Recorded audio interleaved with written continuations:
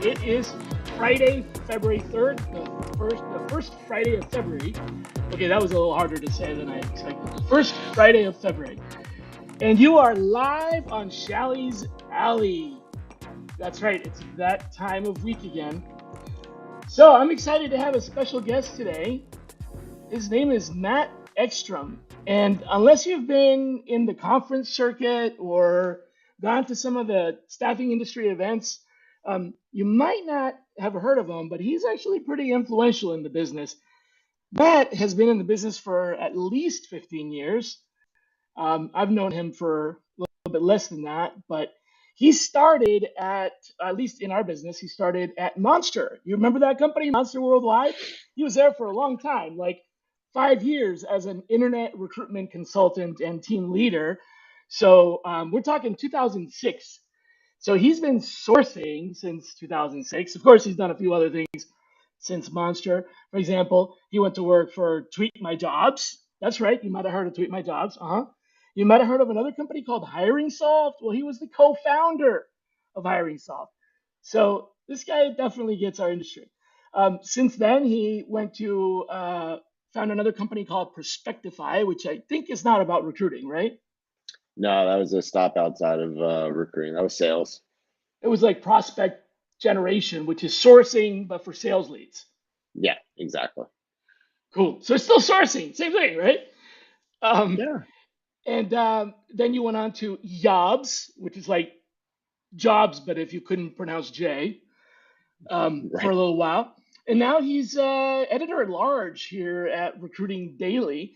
So Matt has an interesting perspective from kind of like the inside and behind the scenes of our industry. And I wanted to just kind of have a little chat about that. Um, Yeah, why don't you give us the quick 15-second elevator pitch about like your experience in talent acquisition? Has it been yeah. It's just fun, exhausting? What? yeah. No, it's definitely fun. And thanks for the invite. I'm flattered. But yeah, I kind of stumbled into it by accident and at Monster had no intentions of seeking this industry out, but as you said in that little brief summary, I've stayed in it for the most part, and my brief stint outside of it, I knew I wanted to get back to it. I love the community, love the people, love the emerging tech. It's always interesting, so it's been great. Yeah, So basically, you went to work for this company called Monster, and you're like, what the heck is this Monster? Right? And yeah, then all of a sudden, it's like internet recruiting. And then you're like, what the heck is internet recruiting? Because a lot of people that come into the recruiting industry don't even know about recruiting until they get a job in recruiting. And then they realize, wow, this is like a whole business. yeah. Totally. I was finishing up school. My last semester, I got a random email. I was in the Tempe area, and they were opening a huge call center um, out in Tempe during their major expansions, and I it was an invite to an open house, and I literally thought to myself, this is how naive I was. Like, what can I do for a website? Like, I don't build websites. Right. What do they want? So I went to the open house just because I was laying around and I got the invite, and they had a pool table, a ping pong table, bartender, DJ, everyone just standing around. I'm like, I'm 22 years old. I'm like, what do you want me to do? Sweep the floors? Sign me Yeah, up, it's a startup, right? They're like, yeah, we Yeah, want you to be vice president of sales. amazing. Yeah, talk to them, and that's how I got into sales in this space. Cut my teeth there. Spent about 5 years there, and yeah, I look back on it fondly. It was a rocky road during the Great Recession and everything. Trying to sell Yeah, job yeah. ads during that time was pretty brutal, Yeah, but we lived through that. So, did you ever in Phoenix? Did you ever meet Aaron Matos or Matos? sure, I was familiar with him. Actually at Hiring Solve is where I think I first met him because he's kind of, you know, figuring out what we were up to, what we were Hmm. doing, that sort of thing. And I knew obviously of Joel Cheeseman, and Cheesehead was acquired by him, so I was well aware of Yep, that. And I did interview there at one point when it was still jobbing. jobbing. Yep. Yeah, but I'm yeah, sure you yeah. don't know this, but I actually was living. I lived in Scottsdale, Oh no, I didn't Arizona. know that. Yeah, yeah. It was only for a short while. In 1996. No, it was either 96 or 97, probably Wow. 97 to about 2001. Mm. So I guess that's what, yeah, Yeah, four or four-ish five years. years. I Yeah. met my Hmm. now wife there, and then Oh, we cool. left when we realized we were free to go. We left Arizona as quickly as we could. Well, mostly Scottsdale. Um, Don't it was blame me. just where we were in Scottsdale. Yeah. It was not the place to start a family. Yeah. But of course, we didn't know anything because we were young, and we ended Yeah. up we were living in a place that was basically a retirement community. Oh, okay. So Yeah. pretty much it was like, oh wait, what? Yeah, this isn't right. And she's from the East Yeah. Coast, and so am I. So we ended up moving back. But then when I was there, I met this guy who, because I was a recruiter back then, I met this guy who had a van, and he was driving his van around to shopping malls, and he had kiosks at these shopping malls where he would um, get you to apply for a job at this kiosk in a Okay. shopping mall. That Yeah. was Aaron. Yeah. That was jobbing like Yeah. 1998 or 99, something like that. It was that. That's how far back it goes. So it was just him in a van. It was, that's That's how I incredible. met him.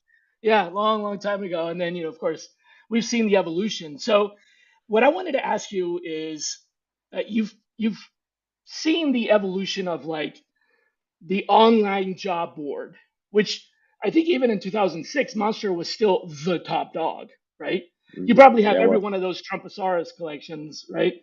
Probably have every Trumposaurus imaginable. I'm Oh sure you yeah. do. Not anymore. I've got one or two laying around, but yeah, no, Oh, we had you so got rid of many. them? Yeah. But, but yeah, no, I mean they were You've seen the they evolution were from, everywhere. They were great. They were great stress dolls. They were yeah. just Did you ever see but the big Trumposaurus? I still have it. I did, and there was a we had a similar one in Tempe. I've got a picture of me standing next to it somewhere. Yeah, It's like, that was yeah, really cool. cool, yeah.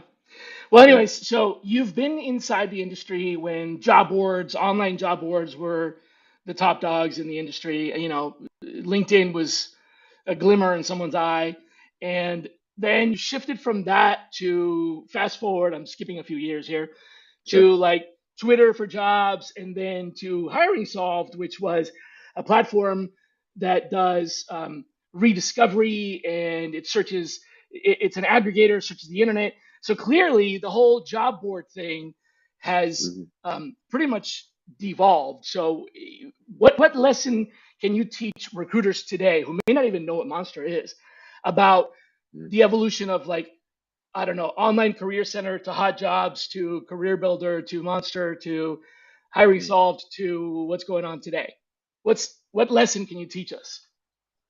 You know, I'm not sure I can teach a lesson, so to speak, but what's been really interesting to me is I think there's been great advancements in the sourcing space. There's still if you're going to be someone like yourself, Shally, you can use tools, but you're going to have to get beyond that. But the sourcing tools have made it way more accessible to those that are newer and still learning all the most cutting edge techniques and stuff like that. And I think it's been really cool. On the job front, meaning job ad front, I Yeah. don't think there's just certainly not been enough evolution, especially from the standpoint of candidate engagement, because how many people still to this day apply to jobs and get an automated message back at best if they're not a good fit, and just the painful process of getting through ATS systems and everything. So, it's one of those things, no one loves to do it, but applying for jobs, they do it out of necessity, Yeah. or if they're having a particularly bad day at work, later on a Friday, they just start searching. But I think the greatest advancements, and certainly the technology certainly has evolved for sourcers in a very good way. I agree with that. I mean, considering our industry started with basically smoke signals or like a chisel Hmm. and a tablet, help wanted, put it outside your Hmm. cave, and like, that was the earliest form of recruiting, sending help wanted on the smoke signals, right? That was Yeah. recruiting, however millennia ago. And in the digital age, it started with, let's just say, the equivalent of the wheel, and it's evolved quickly from back in 1996, 97, where we had online career center, till now it's gone from the wheel to like all these different kinds of sports cars and jet airplanes. And but you still need to know what you're doing. It doesn't mean that Mhm. just because there's all these tools that all of a sudden Right. the tools make you an expert at what you do. So I would say the biggest lesson is, and I'm gonna just come out and say it, the tools change, man. Yeah. I mean, it was Online Career Center, and then it was Hot Jobs, and then it was Monster, and Monster's still around, but it's not the it's not the be all end all. There's Indeed, they'll come and go. There's LinkedIn, they'll come and go. They all come and go because they're tools, and tools change just like websites change and society evolves. So I think the Mhm. lesson there is, if you want to stay in the game and you want to be sharp in your skills, um, don't become dependent on any one tool. Sure. Use the tool that works. Hey, if you're getting results from Monster, use Monster all day long. But once you aren't getting as great results, don't like give your throw your hands up and be like, all right, this doesn't work. You got to continue to expand your horizons. And what I do is I spend about 20% of my time testing out stuff that I don't know anything about. Like I've been doing a lot of testing on Chat GPT right now, the Mhm. last few months, to just kind of figure out, since like November or something when it came out, to try to figure out what I can do with it. And honestly, I'm running into all kinds of limitations left and right. There's just not a Yeah. lot that it can do that is out of the box. But with things that are in the box, I hate to say it, there's a lot of things in the box in recruiting, right? I mean, Yeah. job descriptions are pretty repetitive. Outreach messages, even if you personalize them, they're still pretty, there's not a whole lot of difference between emails other than the personalization that you're using to contact that candidate and tell them that you've actually read their profile. But besides that, right, like you said, it hasn't changed a lot. So I would love to see. Do you think this is possible in the you worked at basically an AI company, right? Hiring Solved was, it had some machine learning and things like that behind it. Sure. Do you think it's Yeah. possible for a Chat GPT like type of tool, not ChatGPT because that's not the right one, but something like that that could say absorb all of your company policies and absorb all of your job descriptions and all of your interview guides and be like the customer service rep for jobs on your career page, where it's not something that you're applying for a job. It's not something like Olivia or those chatbots that are out there now that have a limited scope. I'm talking about basically free form conversation about the company. Tell me about the company. What's the culture like? Stuff like that. Yeah. And actually answer questions to the point where somebody might say, okay, I know you're a computer, but now I'm interested in talking to a person. So, like, is that even, am I thinking, is this Minority Report, science fiction, crazy Yeah. stuff? It is? I thought so. I think we're not quite there yet, and Yeah. I'll explain why. I've actually thought Yeah. about Yeah. this a little bit, almost See, this I knew you. exact I knew it. scenario. I knew you had that. And I think there's just so many landmines there. So if you're talking about true AI like ChatGPT is, Yeah. which is generative and it's learning, it's probabilistic, not deterministic. I Right. think with delicate, um, there are certain landmines and questions that somebody might ask before engaging in the application process or agreeing to become a candidate process, especially if you're talking about policies and stuff like that. I've read someone who, was really doing some testing on ChatGPT in its current state, and it would ask questions, for instance, like, you know, who was our first Jewish president? And it does. There is no answer. There's not been one, but it doesn't say no. It takes a roundabout way of saying, well, we're open ed, like we're non-discriminatory against, Right. in No, America, there's blah been blah lots blah. of presidents of the United States, and yeah, right. Right.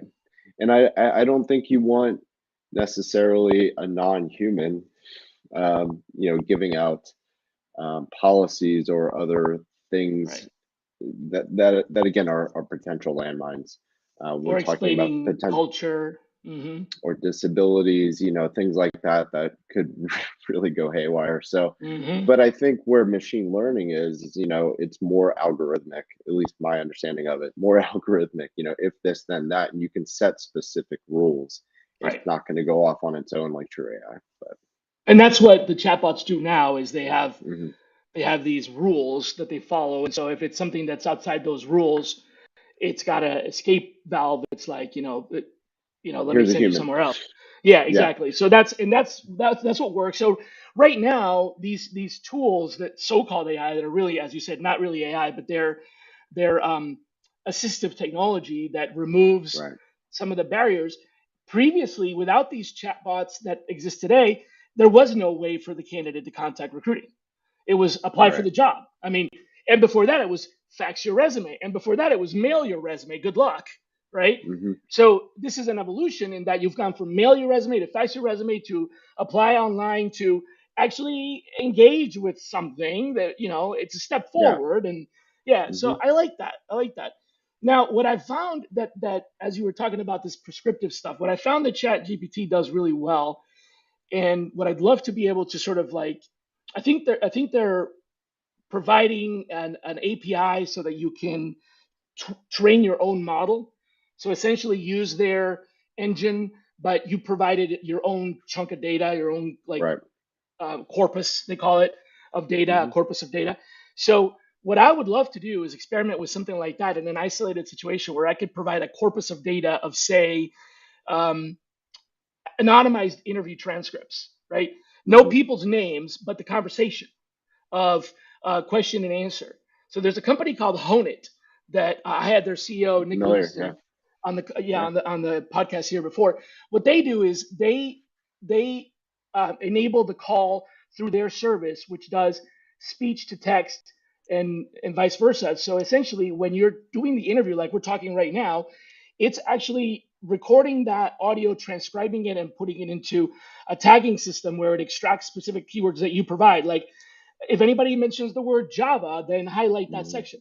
So something like that, if that existed, and then you could have all of those interviews without the personal information. Okay, this is not about singling anybody out, but it's about what questions lead to successful hires, what Hmm. answers lead to successful hires, and you can put that into Chat GPT. Perhaps you could get rid of some of these really stupid questions that people ask. I mean, some Hmm. of these questions that interviewers ask are like, I'm sorry, what are you expecting? Like, what is the correct answer to that? Is there a correct? What is the benefit in asking that? Or even better, the other thing I see a lot is hiring managers, multiple, right? So you've got three people that you need to meet. All three hiring managers ask the same question, Hmm. and all in the same question is like it's not even necessary. So you've got all these theories about what do they call it, behavioral based interviewing and Yeah. situation task.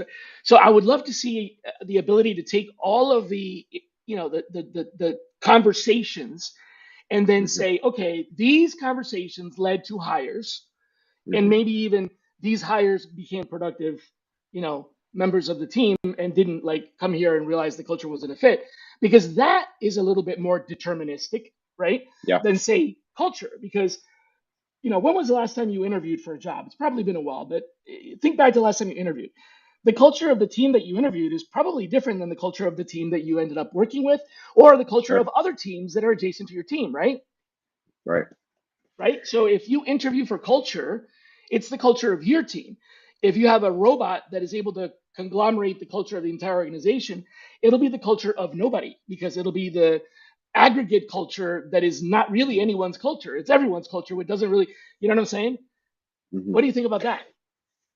Yeah, I think that's a really interesting take, and I've thought about narrowing the scope, like you said, incorporating your own corpus of data.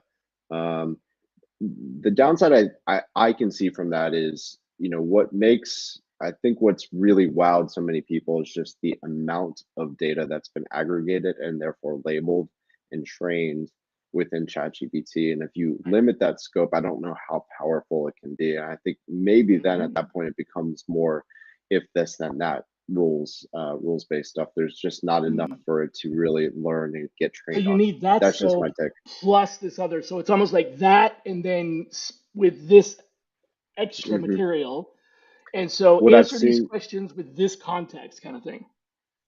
Yeah, yeah. And then I think, what I've seen recently, I've done a lot of demos recently of various tools of our current partners and hopeful partners here at Recruiting Daily. I've seen some really, really interesting stuff. You mentioned Hone It, which is certainly cool. I've seen that recently too. Um, where I think I've seen AI being applied, even some of the stuff from potentially from OpenAI, ChatGPT, maybe part of that solution is things like you mentioned the transcripts, right? So having a video interview with transcripts that are then, if transcribed really well, which is in itself hard, and then summarized using AI to summarize and provide notes and context, so it can be shared around internally at the company. And I think that's really, really powerful, as potential part of the hiring process. The other is really having guidance provided to interviewers. So if someone's hiring for a really Oh yeah. technical position that they have no idea what the right answers potentially are, I've seen a couple different tools. One that kind of prompts them on the screen, prompts the interviewer on the screen, like make sure to listen for these words. If they say these things, then click, Then check follow up here. with this, right? And another one even just talking to the interviewer and saying this was a good answer, like, which is really, really interesting. At least getting them through that next stage and providing the interviewer confidence that they are passing the right people along. I think those are some pretty cool tools for Yes, that's AI. very useful. Yeah, there's not a lot of confidence sometimes when you're when if you've made a bad hire, and I'm not saying it's anybody's fault. Bad hires happen. Right. Bad hires happen the same Sure. reason you make a mistake Guilty taking of the it wrong here. job. You know, Yeah. you take the wrong job, and it's nobody's. It just wasn't working out, right? So Right. not blaming anyone here, but when you make a bad hire as a hiring manager, you kind of get a little gun shy next time, or like a little apprehensive. You lose that confidence. Right. Like, well, gosh, maybe I'm not that great, of an interviewer or a judge of talent because I didn't do so well last time, right? But that's not necessarily the case. So I think that bolstering that confidence would be good. The other thing I wanted to ask you is, as you've I want to seen, I want to touch I oh want yeah, to touch on that a little bit because yeah, I please. I for a brief while was not brief, it was over a year, but I was building an SDR team at a company, and entry level candidates, right, and being able to predict whether someone's got this required soft skill set in particular, and you mentioned culture fit too, was so hard. I still have yet to see a really good Hmm. tool that I think could be built for teams of any size, where you could say, because what made those particular SDRs, there was a unique process. It wasn't selling widgets, right? It was selling something else. And so understanding that not just anybody with the required soft skill set to be an SDR would work here, but it was a different But the specific requirements for getting the process. job were pretty, And you think and you basic. think of So someone who's been in sales or something like that, you hear all the time, hire for, people who've been athletes because they're competitive and stuff. But, you know, really? I don't know. Like it does right, that doesn't clearly work. didn't Doesn't not work for work. me. And I couldn't figure out what made the people that I did hire that were successful, Hmm. and the ones who weren't, what made them not successful? What were they lacking? Or what were they really good at that made them not good for this position though? And being able to your point about culture, but also just around the team, what are this being able to use them as a data set of here's what these successful candidates have, and here's how we can assess those incoming candidates for those same things, and being more confident about it, because really at entry level candidates in a lot of places you're just winging it, and I think that's a big problem in the space. Yeah. If there's a great solution out there, I would love to see it. If anyone's listening, I have a bring it possible over. solution, but it doesn't have anything to do with technology. It's got something to do Yeah. with like going back to practically the Middle Ages, and that is apprenticeships. You Yeah. know, Yeah. it's something that I've been very passionate about with my nonprofit, the Sourcing Institute Foundation, that puts people to work. People with disabilities and returning Mm, citizens and veterans, puts them to work as sourcers and recruiters. One of the things that we promote is essentially an apprenticeship period where it's a paid job, but it's hmm. not paid at the wage that you would get if you were a professional. It's you're getting paid to learn and Hmm. to see if you can take the job. And you take on an apprentice or two, and they either pick up the job, or it's either for them or it isn't. But that's Right. not the same as going to college. So in this country, they're very anti that system because it eliminates the whole need to go to university. You don't have to go to a liberal arts school and get a liberal arts degree if you're going to be an apprentice somewhere, where after a Right. few years they have what journeyman, master, etc. Like the guilds, stuff Yeah. like that. So that's a possibility for a job that doesn't require any pre-qualifications. But Mm. it's tough cultural change. So that's my solution. Yeah. I don't Yeah. think I technology like is it. going to solve that. But my model on ChatGPT might actually, not using ChatGPT, but something like that, if it was able to somehow um, collate all of the criteria that went into hiring, and then you Right. could say these are the ones that succeeded. Maybe it'll see a pattern we don't see. We don't know what Right. the pattern is because you didn't see it. I don't know what it is. But if one of the things that I do know that ChatGPT is really good at, and other AIs that, like Watson, for example, that are really good at, is essentially digesting massive amounts of information that you and I could not, we couldn't absorb that much Right. content in our lifetime, but they can do it. And then they can find patterns that we just aren't able to see because we don't have Hmm. the macro enough perspective. So maybe that's what it's going to take, is a real macro perspective to start identifying what some of these traits, these macro commonalities, as my friend Glenn used to call them, Yeah. are in that realm. And it might be Hmm. from company to company. So that's another change that you might have to learn the Yeah. system or teach the system for a while before it starts being productive. Yeah. Yeah. Yeah. Totally. Yeah.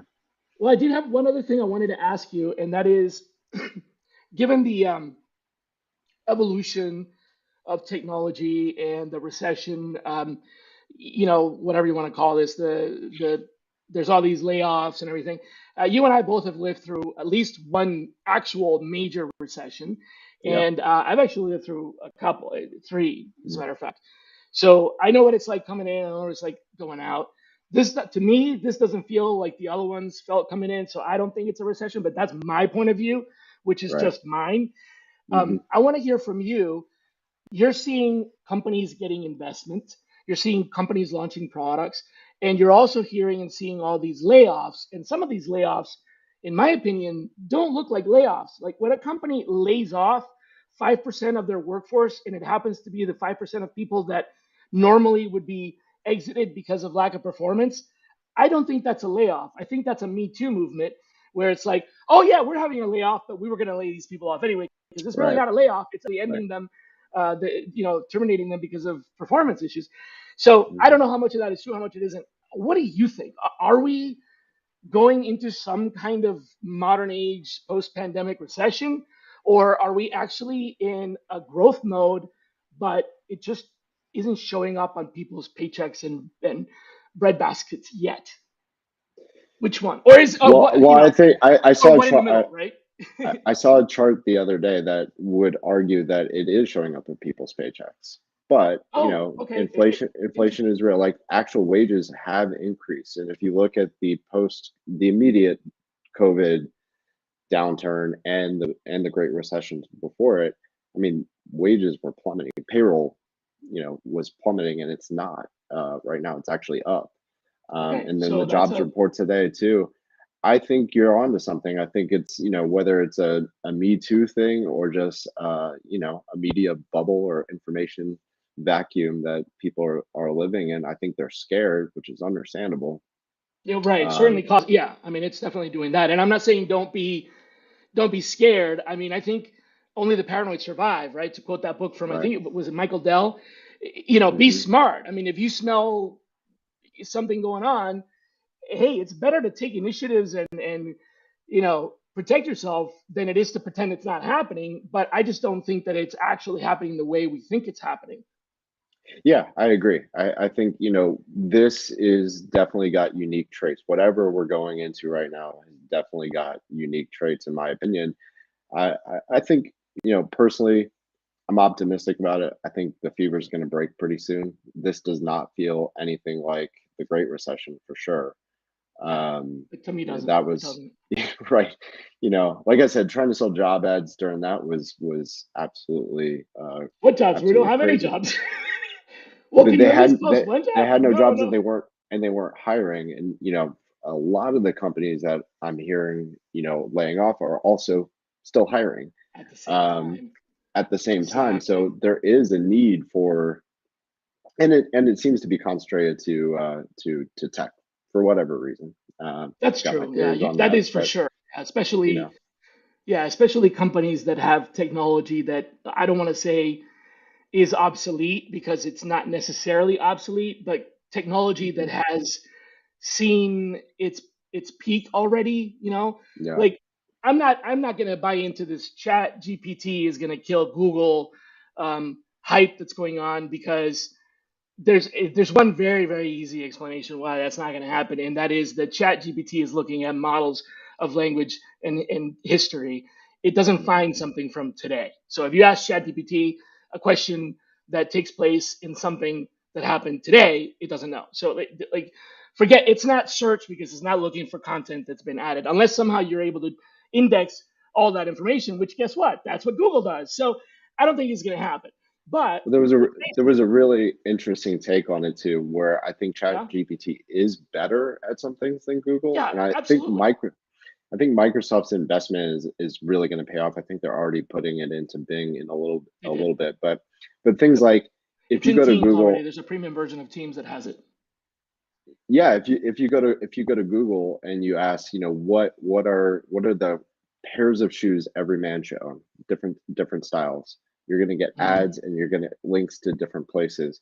Yep. ChatGPT will actually answer it. I think that's really cool. Right. But they are doing That's different true. things. Google is meant to be deterministic, and it's looking for the answer, Real not time and not yep. here's most likely. Here's an amalgamation that tells me you're most likely looking for this. But I agree. But It's like it has directions, been Matt. If I stop you in the street and I go, "Hey, Matt, how do I get to Carnegie Hall?" You're gonna right. go, "Well, go about a mile that way, and then you'll see this building and turn left." That's ChatGPT. Google Maps, it's go 500 feet in this direction, turn in this direction. Like, you see Yep. what I'm saying? It's like literally an Yeah. instruction Yeah. manual. So there's a lot of reasons why ChatGPT isn't the quote unquote Google killer. But what I was going to say is that the model of an ad supported search engine that is basically doing nothing but trying to convince you to buy stuff is kind of outdated. Yeah. So there's got 100%. to be another way that we can do search that isn't so tied to advertising revenue. And that's what Microsoft is trying to figure out. Yeah. Yeah. I agree. I think their investments in it, and they just made another one, I believe, are really, really, really smart and forward thinking.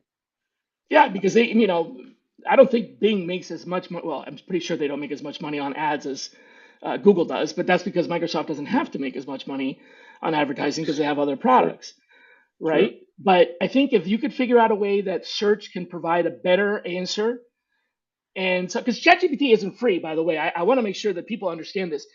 You might be using it for free, but what you're using is literally a demo. And Hmm. believe it or not, folks, I'm here to tell you, I will testify for the last, I don't know how many years that I've been on the internet and I've tried everything that's a free tool. Guess what? If it's free, you are the product. And it's the 100%. same story with ChatGPT. You're using it for free, but what are they doing? They're running tests and they're analyzing what people ask for and how the answers come up. You are essentially their beta or their gamma testing. So, whatever. My point is, though, that it's more about like how do we uh, modernize some of these older technologies that are still around and should have evolved on their own. A company like Hmm. IBM has managed to stay in business for so long because they don't do the same thing that they used to do when they started. But a company like Motorola, not the same. Motorola started by making car radios, Motorola, like a Rockola. That's where they I have. came from, Yeah. car Yeah. That's radios. interesting. And from there, Hmm. they went to field radios, military radios, telephone, cellular, and they stuck this one thing and they went bust. The same reason that Kodak never evolved because they were all about film. And when digital came around, they're like, ha ha ha, nobody's going to want to do digital. Everybody wants to print. Was the same thing that IBM said to Xerox when Chester Carlson came knocking on the door and said, hey guys, I got this idea for making a picture of a document and making unlimited amounts of copies. It's called xerography. And IBM was like, what? No, we have typewriters and carbon copy. That's never going to happen. Get out of here. Right. So Chester's like, all right, fine, I'll start my own company. And there goes Xerox. Xerox is still around, but Kodak is not because Kodak laughed at digital, right? I mean, they're Hmm. still around, but it's a completely different Sure. company now. So Where's Google in all this? They're not a startup anymore. No. I was there when they were a startup. I was there in 2003 when they went public. Oh It's wow, the that's same cool. search engine. Hmm. It It hasn't is. changed, right? That's what I want to see is real, true evolution. So mash it up, right? And do you see that now that you're looking at all these products? Do you see an actual product or two? Remember we talked about this at HR Tech, where we were looking around at the booths, and there were only like 3 or 4 companies there that actually had something new. It's been a few months since then. Have you seen anything else that's really new Since then, or really um, evolved, or like something that's not just another carbon copy of a carbon copy?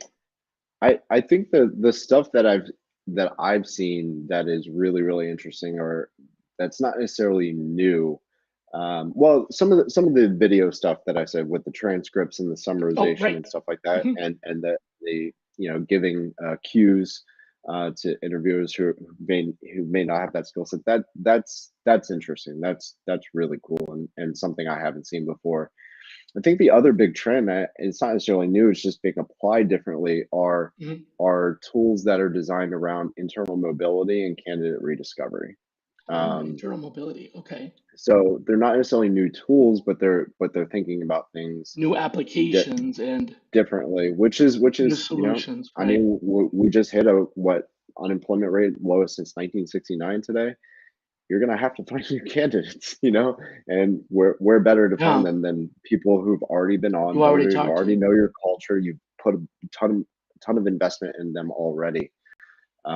So yeah, I And think that could be internal really mobility interesting. is a really tricky one. I really like that because that solves a problem in Hmm. multiple ways. It's there's something to be said for having been hired into the wrong job. You accepted Right. the job, and it's the wrong job. So it's everybody's mistake or nobody's mistake. So I can see where you definitely want to exit people from an organization if it's not a good fit. But sometimes, and I would rather say maybe often or Hmm. frequently, it's just the wrong job, not the wrong company. So if you could find a different job for that person, Hmm. um, they might still be a good match for the company, but we're just doing something that wasn't a good match for them as a Right. job. So mobility, I think, is not just a matter of like, do I move from Rochester to whatever. Mobility is also interdepartmental, interfunctional, Well, that's what I mean. interdisciplinary Yeah. mobility. Yeah, Hmm. so that's a huge, you know when I was in college, and you probably encountered this too, and I'm sure a lot of people did. When I was in Hmm. college, it's always they always tell you that the career advice professional is like, don't worry, you'll get a job. When I got out of college, by the way, it was a recession, so I went right into a there's no jobs. Don't Yeah. worry, you'll get a job. It's all about who you know. It's all about networking, blah blah blah blah blah, and all that stuff. But really, what I ran into is, sorry, you don't have any experience. Sorry, you don't have any Oh yeah. experience. Sorry, you don't have, so how am I supposed to get the experience if I don't have any experience? It's literally the catch 22 chicken or the egg quandary. I can't get experience if I don't get experience, and I can't have experience if I don't get experience. So I'm there. How am I supposed to get the job? And I think that answers a big question there because you could start out as an apprentice or an entry Yeah. level, you know, let's say in the beverage industry, you start out stocking shelves and Hmm. you have the ability to move into other jobs. You eventually end up in manufacturing or accounting or sales because you have mobility. So that Hmm. to me, that is a really noble use of technology, and I think it's a really good solution. I like that. Do you have anybody that comes to mind that's doing internal mobility in a good way that maybe we should look at? Yes. Although I'm going to pause on that one because I just went through a bunch of demos and I'm not sure Oh, what's okay. been released yet or not. But there Right. there is Okay. So one yeah, in don't disclose particular any that top I secret stuff. there Yeah. there's one in particular that I'm thinking about that is really doing it from a standpoint of um, the the assessments of skills, right? And so Hmm.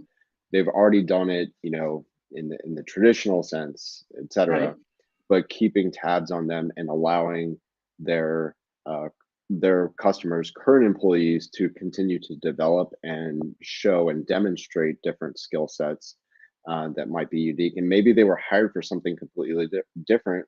They brought some skill sets, maybe things that they're certified or even licensed in or things like that, but you wouldn't know because they weren't applying it right then.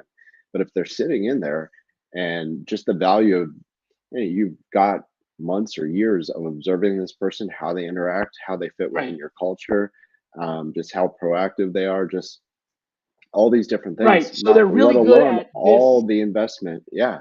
They're good Just at some let, function. Let's say, I don't know, I'm going to make it up. I have no idea what you're talking about here, but let's say this yeah. person is in a job where they're really good at spatial recognition, but their Hmm. job is not in, architecture and design. It's something else. Right. And Right. the company realizes that they have abilities in, natural abilities, or have developed these abilities through some other activity that make them really good for another job. So they move them from this to that, and it's a job that they would never have qualified for because they don't have experience with, but their abilities are aligned, and so now they're Hmm. doing that job. So it's actually, yeah, that's cool. I like that. Yeah. I can think of two organizations that do that really well: the church, just the church in general, right? Religion and churches in general, and the army Okay. or the military. Both Yeah. of those organizations are really good at recruiting entry level people and then teaching them the basics, boot camp or seminary school or yeshiva or whatever, right? And then they come out of that and find a spot. It doesn't work. They do it for a year. They go to another one, and eventually they grow into it. Now, the one thing that I know for sure the military that doesn't do is they cannot make their own doctors or chaplains. Every other Hmm. job they can make. Every other job they Yeah. can teach it to you, but to be a chaplain, you have to have already served the community and the public, and have been ordained in whatever faith in order to qualify. And to be a doctor, you have to already qualify as a doctor. So they don't teach you either one of those, but everything else they make. So I don't know, Hmm. maybe that there's something there about being able to somehow, of course, they invest a lot in training, teaching and developing Right. as a big part of it, but there's got to be something we can learn from there that allows us to create a model for mobility where it is about what we are capable of doing, not about what we Hmm. have been doing, right? Right. That's what you're Right. saying, isn't it? Yeah. That's what you Well, described yeah. is they can Not, do this, not they've been doing that. or they brought that skill set to the table and it just wasn't applicable for that job, and so you didn't know that they had that, right? But Right. being able to document that Hidden within a talent. system I that's like that. searchable, et cetera. But just think of, if companies invested more in upskilling and reskilling their employees on the regular, not just when you're in a pinch, but just if you invest in that from day one and just continue, or at least offer that to the employees that Want to want to explore. continue to grow, want to explore, want Mhm. to continue to grow and push Yeah. themselves, etc. How many, how we just talked about all these companies that are laying off and hiring at the same time. You know, could that be That's mitigated? beautiful. Yeah. You know, Maybe, maybe. I think some of these layoffs are not layoffs. They're people who are being forced out because of performance issues that may not have anything to do with their abilities or their skills. It may be something else, just disciplinary action and things like that. It's being covered up as a layoff. yeah, yeah, Not all the time, yeah, but there's definitely some of that. yeah, yeah, Somebody asked, how can we adapt this model to help people to find the right jobs now? Like, so it's what you're talking about, but getting a job, not switching, not mobility inside the organization, but right. um, making a match. I don't know if you can solve that. That would be a huge one. Like literally, analyze everything that you know and then tell you what your abilities are. That would be cool, right? ChatGPT. Hey, ChatGPT, what am I really good at? You're Well, right. Shally, Yeah, apparently you're really good at stalking people. So, unfortunately, yeah, that's not a profession, or at least not one that pays well. Um, so, yeah, that's a really good idea. I like that. Something that helps us. It's not predictive because these are your abilities; they're your yeah. talents, but more like matching your talents to organizations that require those talents but wouldn't hire you because your resume doesn't say that you've done that job. Something like Yeah, that. I think, from my standpoint, a lot of the assessments in the space are missing out on some real growth marketing opportunities and putting Um, some candidate facing stuff out there, just to give visibility and build a brand and just have people talking about putting badges on their LinkedIn profiles if they take one. Just I think Plum's done a pretty good job of that. I've seen that recently. Maybe others do it, and I Yeah. haven't seen it. But that you could also build that as, hey, you were just laid off. Take our assessment. We can tell you what types of places that or what types of roles you might be uniquely suited for that you didn't even realize. But you didn't You even know? realize. Right. Yeah. Yeah. Maybe a good time Yeah. to, consider another career. So, man, Well, it's this funny. It's was funny going back to the very beginning of our conversation. I was given an assessment at Monster.com as part of the hiring process. It sat for 5 years. 5 years, right? nobody looked No at one it. ever did. No one ever did anything with it. No one talked to me about it. And then I had a vice president who wanted to do it with our team in particular, Uh-huh. and had a one-on-one. He had just been trained on how to read these, right? So that's why he was Looking at them. Uh-huh. interested interested in looking at them. And turns out in my one-on-one meeting, I was in the absolutely wrong role for my for my skill set for 5 years. I was successful, but he's When like, you're like, told you so. you're really tired when you go home, aren't you? I'm like, yeah. He's like, yeah, that's why. And I'm like, would have been nice to know, But Right. anyway, Man, but yeah, you were like, I don't know if I have enough material to talk about for 30 minutes. I've kept you for 15 minutes longer than I told you I was going to keep you. So clearly we yeah, had some fun it's here. been fun. Really appreciate your time with us. And yeah, I want to say to everybody, have a great weekend. Matt, any parting ideas that you want to leave everybody with? I always like to give my guests the option of dropping a pearl of wisdom on anything, before we say goodbye. If anyone's out there that's come across some new tools in the space or whatever, I'm always game to look at them and understand the ecosystem better. Happy to set up a demo, just take a look at it. But All right. You heard it it's really here. fun. If you got a I do tool, have I do have one request. If there's a transcript of this, can we put it into Chat GPT and ask it to summarize it? dude, let's make a transcript of this because we have the audio, so we can give the audio to a file, text. Yeah, Maybe Hona can do that for us, right? yeah, And yeah. then That would be and cool. then we'll do yeah. It sounds like a good idea, and then we'll post it and see what happens. Yeah, yeah. Summarize. Awesome. Cool. Cool. Thanks everybody. Have a great weekend. Take care. All right. Thanks so much.